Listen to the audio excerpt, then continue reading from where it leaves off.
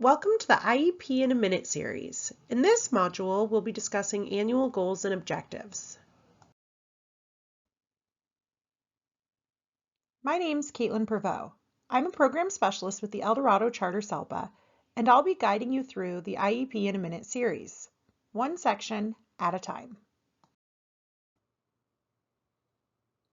As you move through this series, please be aware that any time you see a field outlined in a red box, it indicates an element of compliance reporting. These fields are required, and leaving them blank will generate a CalPADS error, which means your submission will not process correctly. Be sure to complete every field that has a red box around it to avoid generating CalPADS errors.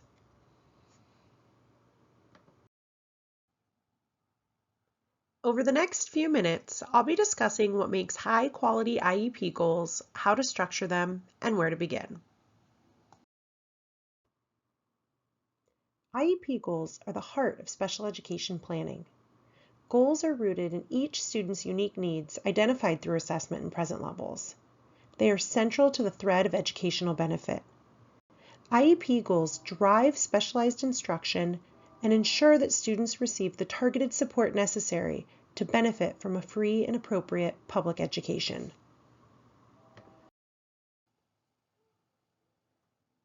As mentioned, every goal must align with an area of identified need in the present levels. And here on the IEP page is where we'll identify that area of need. Make sure to use consistent language. For example, reading fluency, math computation, social skills, pragmatics. Make sure that you're clearly linking the goal to the documented need as it's reflected on the present levels page. Next, ensure that there is a clear baseline. Once the baseline is established, you're ready to state the goal. The annual goal describes what the student is expected to achieve within 1 year in any area of specific need. It should be clear, measurable, and focused on a skill that will help the student access and make progress. Let's take a look at an example. The bullet points on this slide set the stage for well-written IEP goals and can be applied to any goal within any area of need. Remember, a baseline is always required when writing goals. Here's an example of a baseline for a reading goal. After independently reading a 3rd grade level text, Minnie answers literal comprehension questions with 60% accuracy and currently does not answer inferential questions accurately, 0% accuracy.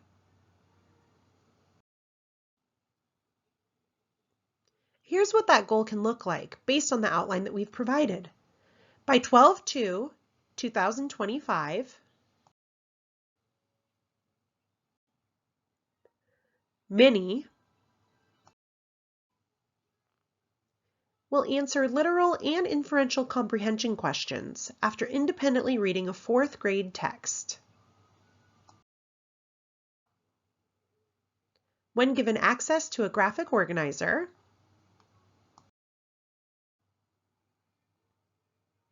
with at least 80% accuracy in 3 consecutive trials.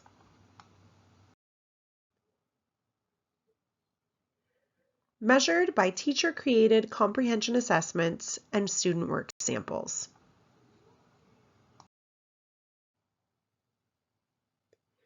Once the goal is stated, you'll need to take a look at the remaining areas on the goals page.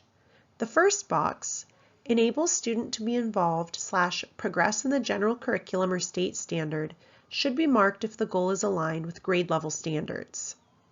The second box, addresses other educational needs resulting from the disability, should be checked if the goal supports areas like behavior, communication, or functional skills, just to name a few, that might impact the student's success at school. The third box, linguistically appropriate, should be selected if the student is an English learner and the goal takes into account their English language proficiency, supporting both academic and language development. Mark all that apply to show how the goal meets the student's needs.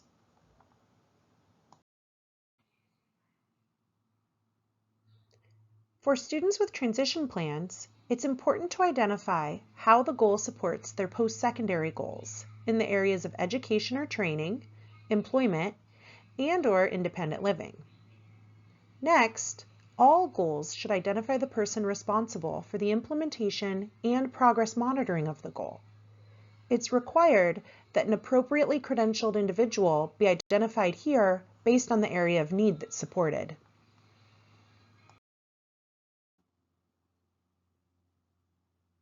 At times, the IEP team may determine that short-term objectives are appropriate to support progress towards the annual goal.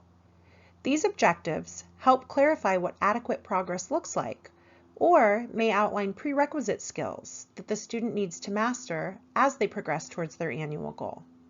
For all students, short-term objectives are considered best practice. For students with extensive support needs who take alternate assessments, short-term objectives are required.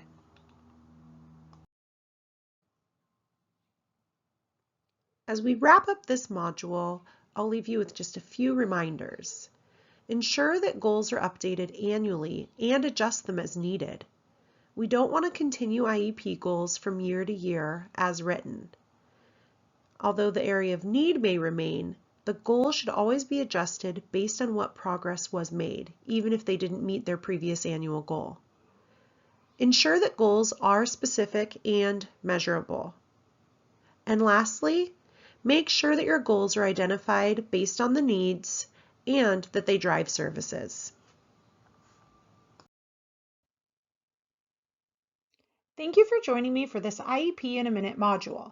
Be sure to check out the additional resources linked below for a deeper dive into today's topic. And remember, every IEP must be individualized to meet the unique needs of the student.